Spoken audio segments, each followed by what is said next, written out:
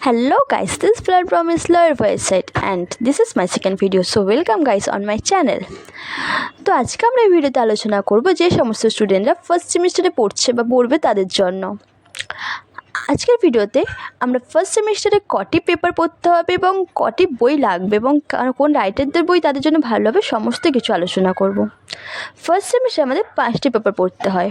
First English, second হচ্ছে political science, third হচ্ছে sociology, fourth হচ্ছে general principal of contract and fifth হচ্ছে family ল।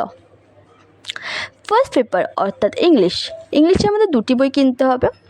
First book যেটা হচ্ছে আমাদের merchant of Venice written by William Shakespeare, এবং সেকেন্ড বুক সেটা হচ্ছে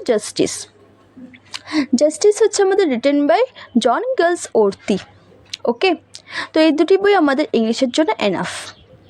ওকে, এবং নেক্সট হচ্ছে আমাদের পেপার টু হচ্ছে পলিটিক্যাল সায়েন্স আমাদের যে কিনতে হচ্ছে সেটা হচ্ছে রিটেন বাই ডক্টর এস.আর. মাইনেনির। ওকে, নেক্সট হচ্ছে পেপার 3 সোশিওলজিতে আমাদের সেম রাইটার ডক্টর এস.আর. মাইনেনির বই কিনতে হচ্ছে।